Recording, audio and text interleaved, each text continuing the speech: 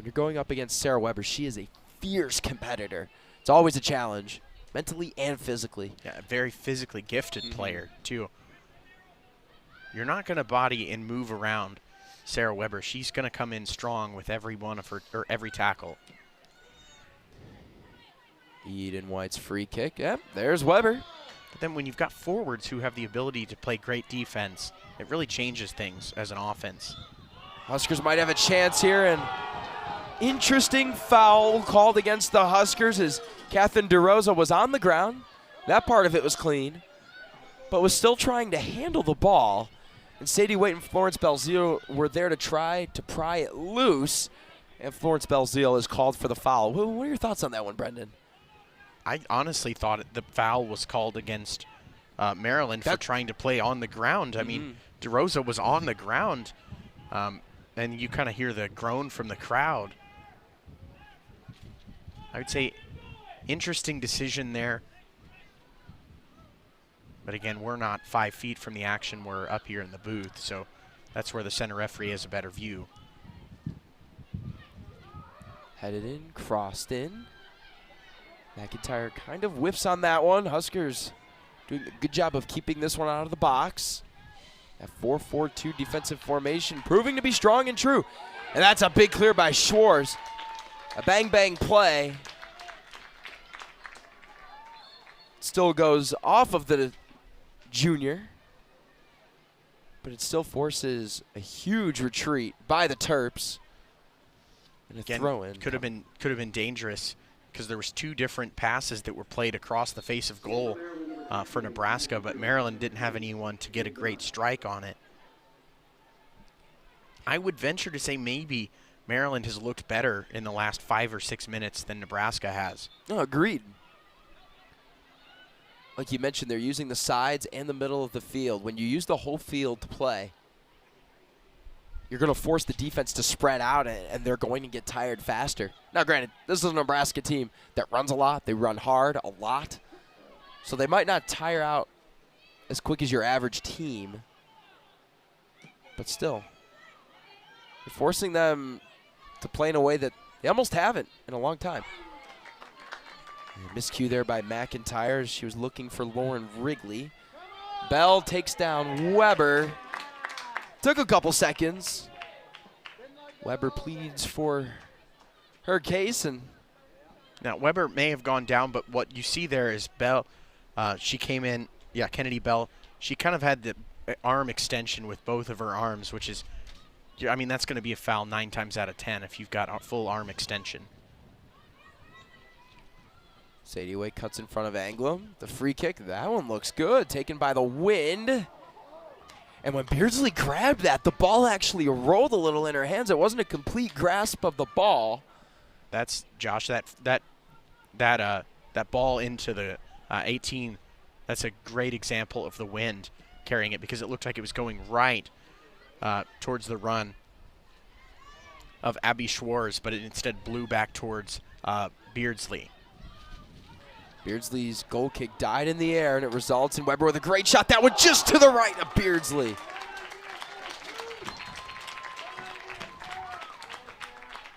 Weber wants to see her second goal of the day go in. Gets close there, and a couple substitutions for Maryland. Back in is Kelsey Smith and Hallie Johnson. And then Hannah Shapiro into the game.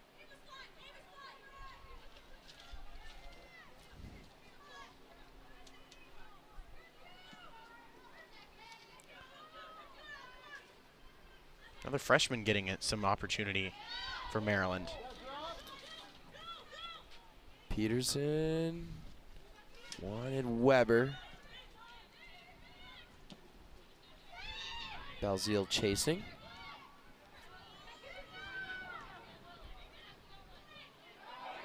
Headed up, and the Huskers have a run. Here's Peterson. Peterson creates an opportunity for Belzile. Can she keep it in? No. And that's where you get to see a little bit of the offensive side of Haley Peterson. That's something that she usually does, pushing up that far up the pitch. That's usually, like you just saw, Florence Belzile running or a Sadie Waite spot. But she can kind of provide that relief if Dale makes these continuous runs and is feeling a little bit tired. And that allows Peterson to kind of pick up that missing area. Stretches out the defense a little bit more, especially when you've got your fullbacks that can come up and make a little bit of a run. But this battle between I was just going to say, and Sarah Weber. It's been phenomenal to watch. Each time Bell succeeds, then Weber succeeds, and they each have showcased their best. Sarah Weber mostly offensively, and Kennedy Bell, that defense has been stellar today. Now she's matched up on Florence Belzile. But Kennedy Bell she's got a lot of playing time this year. We mentioned it earlier, but coming into today's game, she had over 1,200 minutes of action on the pitch this year. Lane there in the corner. Getting by is Hannah Shapiro.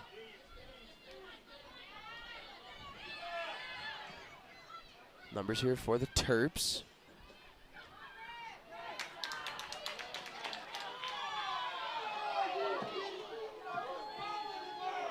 A foul call there against the Cornhuskers. And this all made possible by the attack of Juliet Strange. They got the foul called on Abby Schwartz. I didn't exactly see the play, but the foul was on Schwartz right as she was beginning to make the counterattack. So I don't know if she got a little bit of an arm extension or. Morales' free kick. Turned aside. Trickling over the numbers that were celebrated on Saturday for Senior Day. Those numbers on the field represent the 4 players for the Cornhuskers: Reagan Robbie, Eleanor Dale, Audra Clark, and Marissa Papua. The team leaving those up for, I think, the remainder of the year. They've done that in the past. It's a nice tribute to the leaders of this big red squad.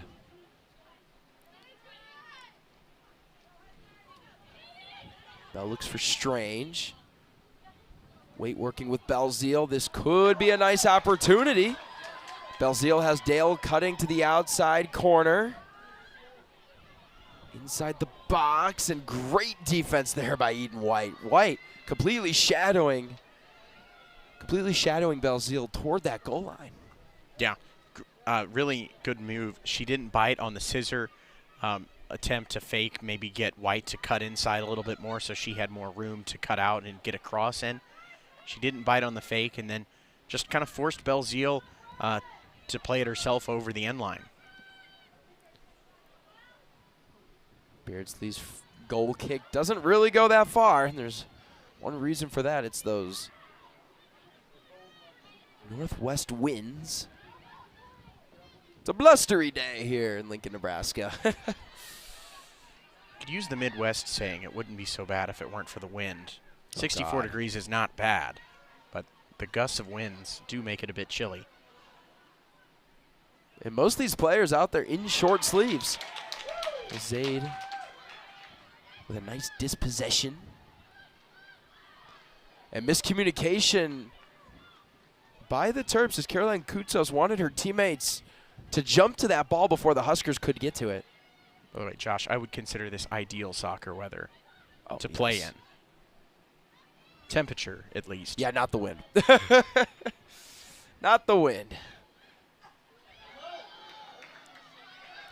DeRosa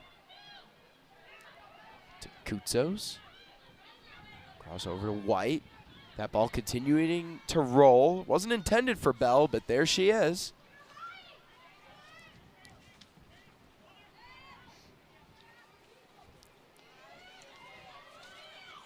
Eden White, Katie Coyle, and Kennedy Bell all playing a little back and forth right now.